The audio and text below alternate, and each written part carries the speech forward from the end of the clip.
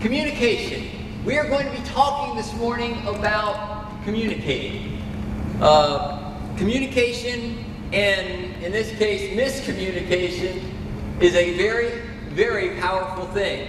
Apparently it's led to ships sinking. It has led to wars. In fact, listen to some of these names of wars that miscommunication and communication played a significant role in. And the sad part is as you listen to the name of these wars, just remember that people did actually die in these wars. The first one was called the Pig War, and it was fought over a pig that got shot in a farmer's garden. That was between Britain and the United States, so we're not the Pig War. We're not above and beyond these stupid wars. The War of the Stray Dog. That's literally what it's called. It was fought over a guy who was chasing his dog who had gotten away, and he crossed the wrong border and got shot. The War of Jenkins' Ear. Now this is kind of funny. The War of Jenkins' Ear. Two world powers, I think it was France and Spain, or England and Spain, something like that. They went at it over a pirate who got his ear cut off as a punishment. He didn't even, they didn't even kill him, they just cut his ear off and they went to a war over. And the guy was a pirate. And then there was the pastry war, which honestly I would try to describe it to you, but it's way too bizarre. You can look that one up if you want to. I believe it was between Spain or France and Mexico. Just look up the pastry war in Mexico and you can find it. But it lasted a year and a couple hundred soldiers died fighting over the pastry war. Miscommunication, fortunately for us, is not always as serious as war. Here are a few examples that I found of some miscommunication that were not quite that serious. Outside a second-hand shop was a sign that read, "We exchange anything, bicycles, washing machines, etc. Why not bring your wife along and get a wonderful bargain?" Thought that was kind of, yeah. And then there was a notice that a farmer posted on his field, and I'll say that he might not have been miscommunicating. He might have just thought this was funny. It says, "The farmer allows walkers to cross the field for free, but the bull charges." Yeah. And spotted in a toilet in a London office building, a sign said this: "Toilet out of order, please use floor below." I'm sorry. I would say that was a bit of miscommunication there, yes. Thinking someone did not quite think that one through. Here are a few interesting words from down south that might bring some miscommunication with us northerners. Some southern words that they use that we might not readily understand.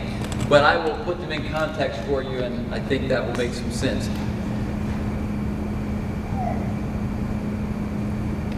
Oh, a fur. I have to read the whole explanation myself before I get it. A fur. I ain't never been here a fur. A fur. Iguana? Iguana? I'm going to slap you upside your head. Cheers. Shucks, right? Cheers your problem. Daw? Daw? Kind of sounds like Mike Daw. John, can you fill up the all and check the gas? Daw? Daw? Backer? I got a lot of backer out in my barn to drying, and we're going to make some cigarettes out of it. Bar, and the past tense is barred. He borrowed my wheelbarrow last Thursday and ain't brought it back, so I ain't letting him borrow my rake. Barred, okay. Ranch and boat often go together. Can you pass me that ranch so I can tighten this here boat? Okay. This is just kind of an interesting interpretation. This one makes perfect sense though. I mean, makes these guys sound super smart. A cackleberry.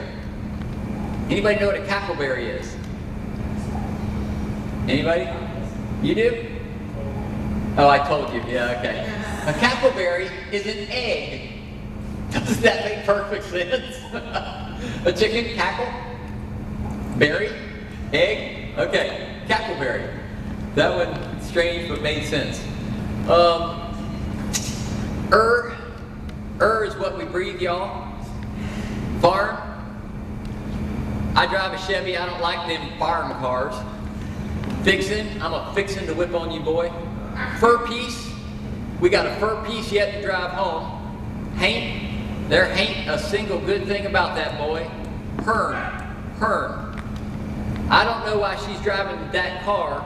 It ain't hern, it's his'n. Okay. Now this is kind of an interesting little southern saying. Oh, bless his heart. You know what's funny? Whenever you hear bless his heart, bless her heart, or bless its heart, what follows is probably the worst possible thing that you could imagine to say about a human being. But it's okay. Because before they said it, they said, bless his heart. Oh, bless his heart. He just ain't that smart.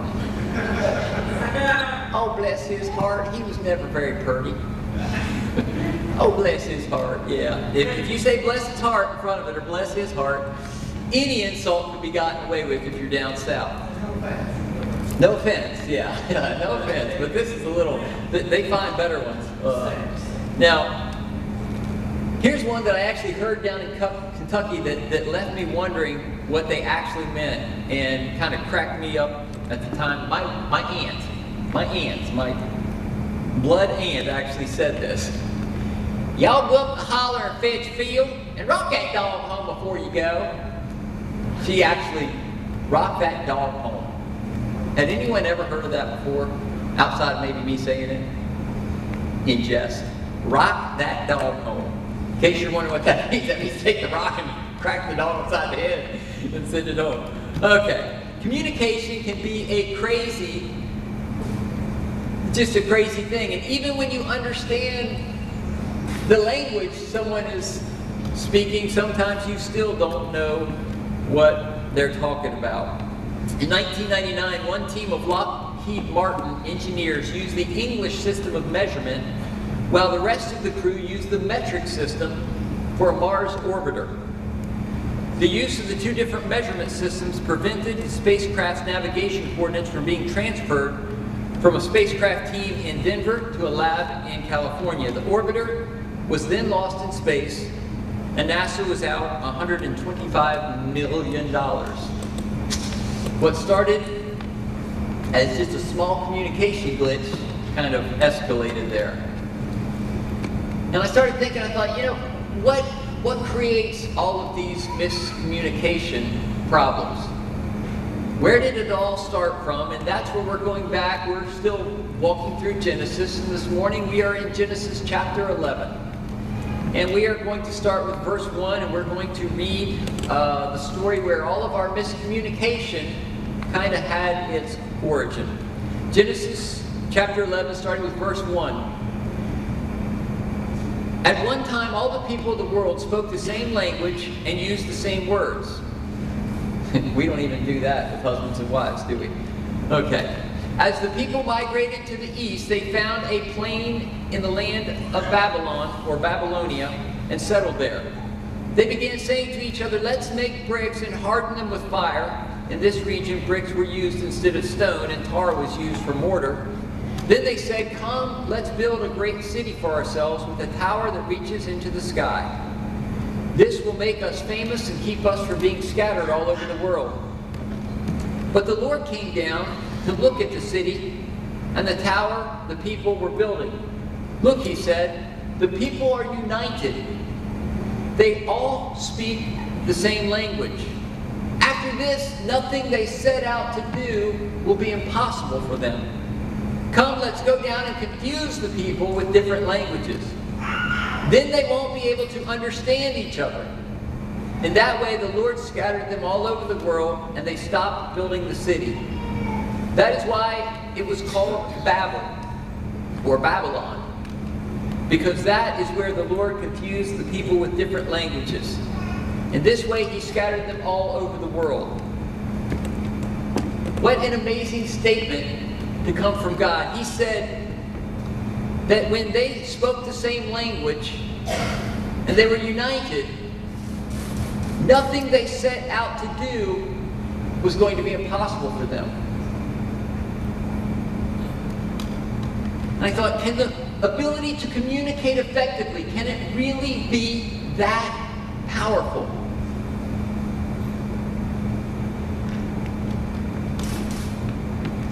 But just take a moment and look around. I can be standing on a mountain in Colorado with no civilization within 25 miles of me. And I can do an internet search. I can buy a pair of jeans, and I can talk to someone in China. Pretty much all at the same time without ever leaving my comfy little rock. We've been to the moon. We've cloned sheep. We have bombs that can effectively end our world. Another 20 to 30 years from now, the common laptop will have greater computing power than the human brain does. That's crazy. If they all speak the same language, nothing they set out to do will be impossible for them. I look around us, and he was kind of right, wasn't he? Communication is powerful, both to the positive and, as we've seen probably through our own lives, through the history of the world, miscommunication can be powerful to the negative. Poor communication has destroyed nations and continents with war. A lack of communication has destroyed millions upon millions of marriages. This started out happy.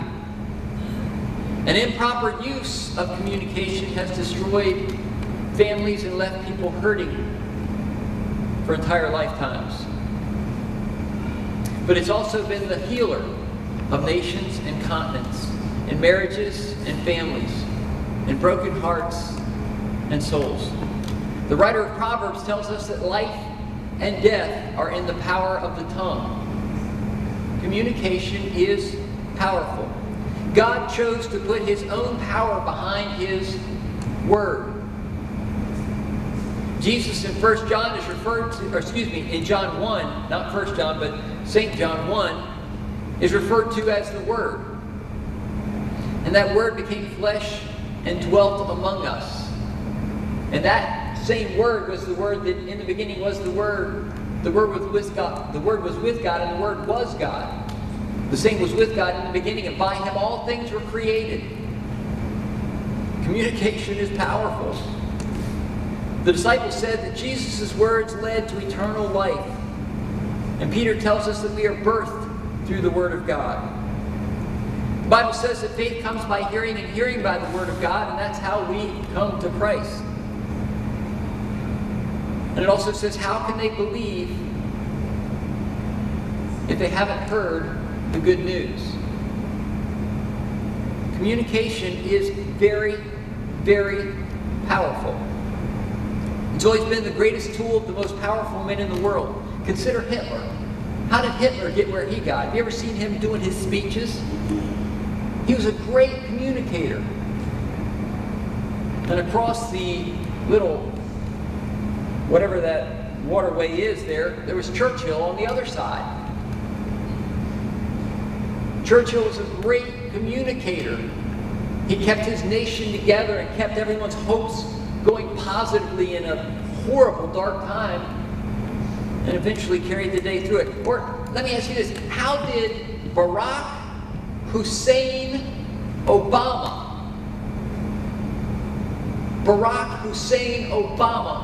get elected as president? His name alone, after 9/11, should have precluded him from any public office anywhere in the United States of America. How did he get elected? He is a great communicator. Communication is powerful. All of history's greatest leaders were powerful communicators. So here's an odd question for you. Why did God break up the unity and commonality of communication in Genesis 11. Why did he do that? Because as I looked at it, that was the question I was left with. I thought communication, great communication, is a gift. It's awesome, it's powerful, it's amazing. Why did God bust it up there? And I realized as I thought it through that if he hadn't done that, you and I wouldn't be here. The chances that you and I would be here are pretty much nil had God not done things. God has a plan that's so big and so massive, and he sees so far out into the distance and the future and so far backwards. He sees it all. But I thought about it. I thought, what if our advancements had not been slowed down, and Rome, as barbaric as they were, had access to machine guns? What would the world have looked like had Rome had machine guns? Or what if Hitler had possessed atomic weapons? If you don't slow us down, Hitler's got atomic weapons. I mean, who's to say what all would have ended up taking place? But the reality is probably we would have never made it to this planet, because it probably would have been already destroyed. Not to say that we won't destroy it in the future, but in God's timeline, in his timeline, in his heart, he had you. Each of us was already in his heart to be birthed and to be his. His plan included you and I being part of his family. And that part of his plan that had to do with his heart was much more important than our advancement as a civilization. And interestingly, in that process, he showed that people are far more important than process and trappings and stuff. Okay, so back to Genesis 11:6. Nothing they set out to do will be impossible for them. What can we learn from this simple statement from God? First, good communication is important for the advancement of any cause, project, or venture. Without good communication, and if any of you have been a part of any kind of an organization, you have seen it probably more times than you would like to. Without good communication, things that should succeed fall apart and fail. Without good communication, we fail. This applies to business. It applies to things in friendships. It applies to things in your family. It applies to any area of life. If you don't have good communication, you will always struggle. Things will always be difficult without good, healthy communication. I will even venture that the greater your ability to communicate, the greater your success in all areas of life. The more you're hindered in communication, the more difficult all of life will be for you. Communication is important. Second thing that I see here is when we have a better communication, and where we have a better communication understanding, we have greater peace and harmony. If you go back to the Genesis 11, the full thing says that the people were all united and they spoke the same language. There was a unity there. There was a peace. They weren't warring with one another. And when we have good communication and good understanding, there is a greater peace and a greater harmony that we live in. Conversely, a lack of effective communication and understanding will inevitably lead to disharmony and difficulty in our relationships. Communication is important. Effective communication, number 3, opens the door for synergies that open possibilities that are way beyond individual accomplishment. He says nothing will be impossible for them. Great things are never done in a vacuum. Everything is built on something that at some point or another was communicated effectively. Think of the greatest mind that we know. When people talk about great minds, I immediately think of Einstein. Well, I think what people miss is that he came up with the theory of relativity. But he came up with the theory of relativity built on hundreds, maybe even thousands of math equations and concepts and constructs that he had already learned because it had been communicated to him somehow, be it through a book, be it through a teacher. There was a basis that had already been set up and set for him so that he could then take it to another place. So even those that seem like they're all doing things on their own, they're all built on some other thing that had already been communicated. We never do greatness in a vacuum. There is no greatness without a foundation. It's been said we stand on the shoulders of giants, and that is true.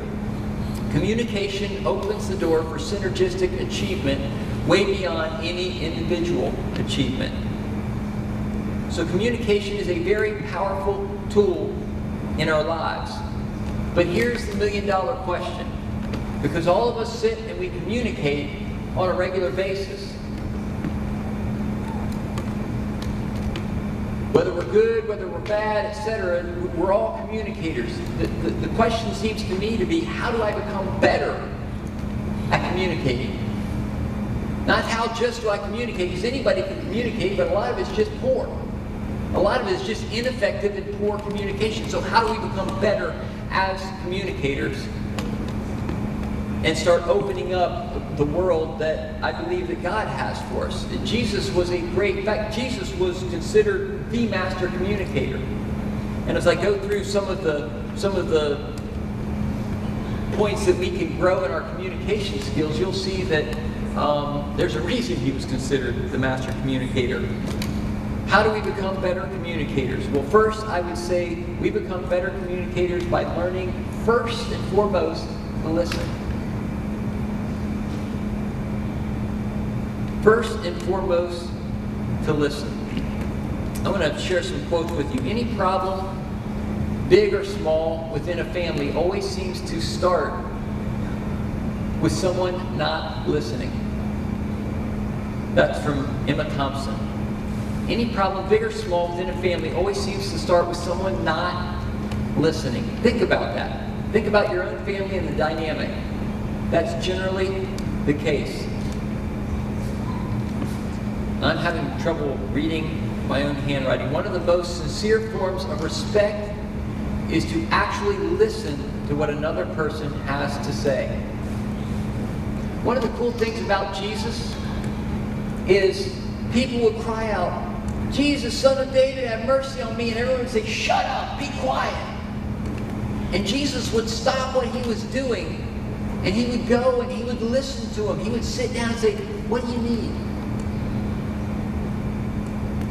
One of the greatest things that we can bring to people and bring to our relationships is simply the ability to listen.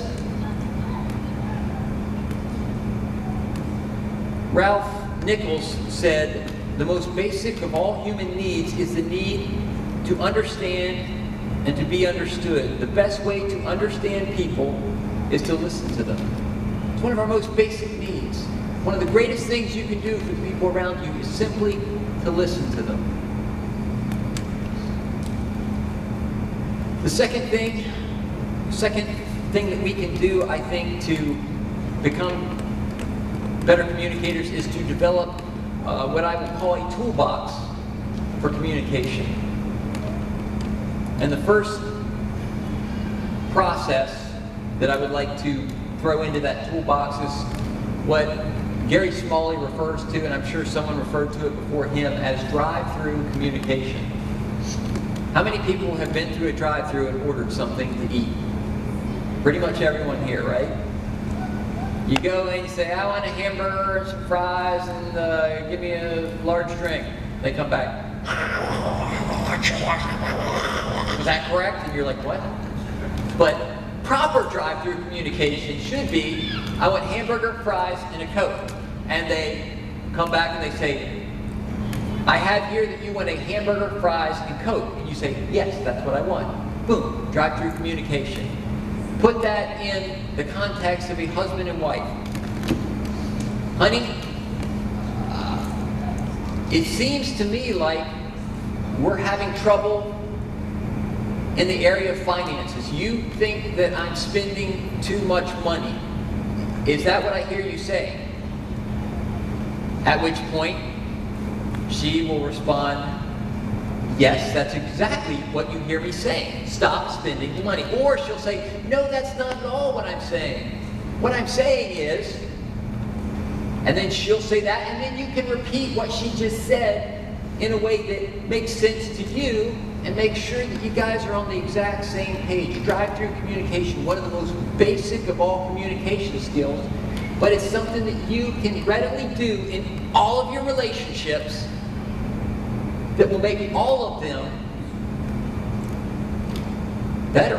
I don't know any other way to put it. It just puts you on the same plane of understanding. When you understand what that other person is thinking and feeling, then you have the opportunity to move forward with that person with a shared understanding, and everybody's good. Drive-through communication. It's powerful to be united and understand one another. The second tool, and a tool that is much deeper, the drive-through communication, you can deal with all surface kind of things. But sometimes, especially for men and women and in marriage relationships and family relationships, sometimes things get emotional. And you can't quite convey what you're trying to say with just simple words. In that particular instance, it is good to go with what we call, or what Gary Smalley refers to and others refer to as word pictures. Jesus was awesome at this. Jesus would go and he would create elaborate word pictures that we call parables that help us understand on a deeper level what he was trying to say. Let me give you an instance. Your wife has been coming through the... here's one. Your husband has been coming through the door every day, walking through, hanging his coat up, saying, hey, and going off to his den to watch TV. He's finished his hard day of work, comes in, hangs up his coat, and heads to the den every day. And you're thinking, how can I convey to him that I need him to stop and spend time with me, and how can I convey that? And a good word picture for that might be, I feel like I'm a puppy dog. And the kids have pushed me around and kicked me and yelled at me and all this stuff all day long. And you open the door and I'm like this dog, this puppy dog that runs up to you and is barking and wagging its tail, and I'm so happy to see you, and I'm just bubbling, and you just walk right by me. For some men, that's effective because they love their dog. So you got to pick and choose which particular one you want. Maybe it's a cat, maybe it's I don't know. You can pick any object that you want, but pick something that emotionally engages the person that you're talking about. The key is to create that feeling in them that they walk away with it from the word picture. So you have to give this some thought. We had a marriage class that we went through some of this with, and it's difficult to come up with something, but if it is important enough, if it's emotional and important enough for you to communicate, take the time and develop a good word picture, because it'll stick with them. They'll remember it for the next 20 years. That husband will walk through the door and he'll hang up his thing and he'll see his wife and be like, that's right. I can't ignore her. I can't ignore her. She's been waiting for me for so long. It sticks with them. Okay. These tools will make you better husbands, better wives, better moms, better dads, and more productive workers in your workplace. Communication. It is powerful, and it will also make you a more effective Christian. Part of the fruit of the Spirit is love and peace. And love and peace can only be maintained through good communication skills. Also, we as Christians were left with one great task before Jesus departed the earth. We are to go and preach the gospel to all creation and to teach them to obey Jesus' teachings. Preaching and teaching are all about communication. That means to be a good Christian who is loving and peace-filled and doing what you're called to be doing effectively, you have to be a good communicator. And you say, well, I'm not a good communicator. Well, you need to develop those skills. So how do you become better? How do you develop those skills? You develop those skills by practice. You have to practice. I like the saying that practice doesn't make perfect, because it doesn't, but practice does make permanent. If I have any kind of question as to what my wife is saying or what my kids are saying, I will say, is this what you're saying to me? And they get upset sometimes, especially the kids. Yeah, you know. Okay, that's not what you're saying to me. Well, what are you saying to me? So, the drive-through communication skills. Practice. When you have something that's emotional that you have to convey, practice bringing something that is a word picture that brings the emotion that's necessary. Practice. And above all, practice listening. You have 2 ears and 1 mouth. God did not do that by mistake. 2 ears, 1 mouth. And just as an FYI, I'm just throwing this out for you men, because this is one that I always struggle with. Don't solve the problem. Listen to your wife. Wow. I didn't expect that many people to look at their spouses. Okay. Don't solve the problem. Listen to your wife. And if you guys could see, my wife would be going like this to me too. So, okay. So practice, practice, practice. It doesn't make perfect, it makes permanent. Practice the art of listening. Doug Larson said, wisdom is the reward you get for a lifetime of listening when you would have preferred to talk. Wisdom is the reward. Carl Menninger said, listening draws people to you like a magnet. Listening is powerful. Practice listening, not just when it's simple or easy, but even with people that are more sandpaperish people in your life. Practice listening. Give them your attention. It is one of the basic human needs. Okay, practice your drive-through and your word pictures. And here's, I just want to say this. Sometimes we walk away from here and we've got, okay, this is what I need to do. And you kind of have like this broad general thing. What I'm telling you today is so stinking practical. I want you to do it purposefully today. I want you to do drive-through communication at least once with at least 1 or 2 people today. I want you to think of a word picture, something that you are struggling to communicate to your spouse, to your kid, to somebody. I want you today to come up with a word picture that you can share with them, and I want you to do it.